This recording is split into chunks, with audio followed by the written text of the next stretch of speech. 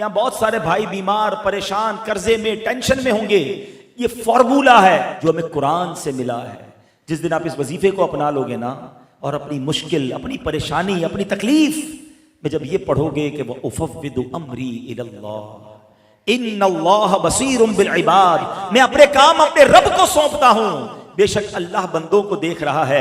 آج ہم کیا کرتے ہیں، ہمارا کوئی کام اٹک جائے، ہم کسی منسٹر کو فائل دے کر آتے ہیں اور منسٹر صاحب سائن کر دیں تو تسلی ہو جاتی ہے میری فائل پہنچ گئی ہے. ارے میں نے تو فلاں وزیر کو دے دی ہے، فلاں جناب حاکم کو دے دی ہے.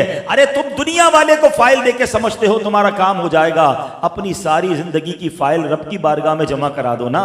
وَأُفَوِّضُ أَمْرِي إِلَى اللَّهِ، اے اللہ میں اپنے کام تجھے سونپتا ہوں. میں تھک گیا، میں پریشان، میں بیمار، اے اللہ میں قرضے سے نہیں نکل پا رہا، میرے روزگار کے مسائل ہیں، میرے گھر میں پرابلمز ہیں. اے اللہ میں دنیا میں کوششیں کر کے تھک گیا. اے مالک اب تیرے سپرد کرتا ہوں، اور تجھ سے بڑا خالق کون ہے؟ تیری حکمتوں کے انداز نرالے. وَأُفَوِّضُ أَمْرِي إِلَى اللَّهِ إِنَّ اللَّهَ بَصِيرٌ بِالْعِبَادِ. خدا کی قسم جب تکلیف میں دل کی گہرائیوں سے آپ یہ وظیفہ پڑھیں گے، یہ آیت پڑھیں گے، آپ کو ایک سکون سا محسوس ہوگا کہ میرے رب کریم کو اب کام میں نے دے دیے ہیں جو میری ماں سے زیادہ مجھے چاہنے والا ہے.